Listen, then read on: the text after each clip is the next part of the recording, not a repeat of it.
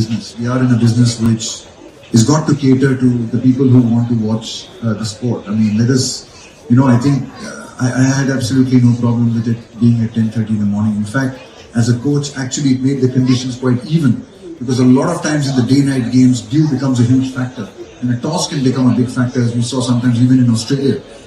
But at 10:30, that was not a factor. It was an even Stevens game for both players. So from a coaching perspective, in fact, I actually didn't mind the 10:30 game. Yes, in terms of facilities, I think it's challenging. Cricket it's not easy.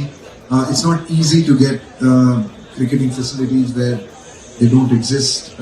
In order to get that up and running, it's not easy to do that. But again, I think that's where, of course, things may not be perfect every time.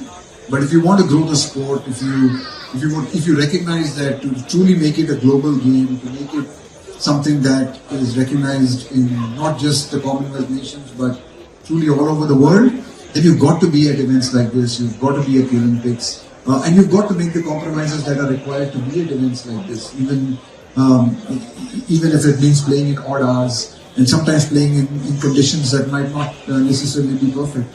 I think women's cricket is already going forward. I don't really think it needs anything else. I think it's just fantastic to have both men's and women's events now.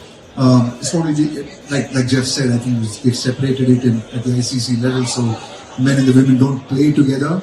But again, at the Olympics, I think it will be fantastic to have both the men and the women's event going on concurrently and at the same time as well.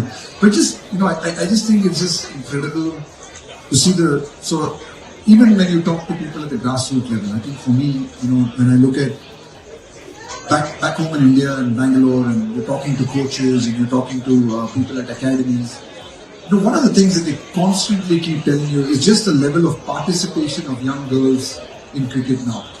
Every year at every academy, you'll see the percentage of number of girls who enroll in the summer holidays is just growing exponentially, sometimes even more than the boys. The number of girls taking up the sport. I think that's fantastic for cricket.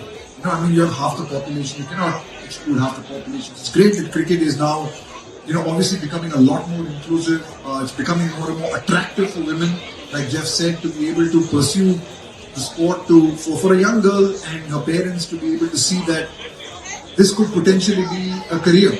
Cricket can potentially be a career. You wouldn't have said that even 5-6 years ago.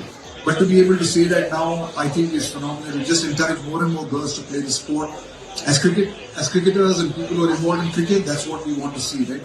We know we compete with a lot of other sports for talent. We compete with other sports for people to participate in our sport.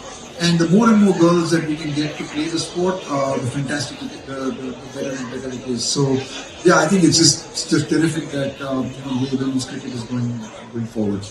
I just think, I think Jeff said that really well. I think, for the dream for me would be to have a fantastic cricket tournament, which hopefully Indian men and women winning the gold, which would be nice. But more than that, I think, I would wish for everyone here and so many Indian fans to be able to come there and to Los Angeles and to support cricket and to show the rest of the world how big a sport cricket is and how great a sport cricket is.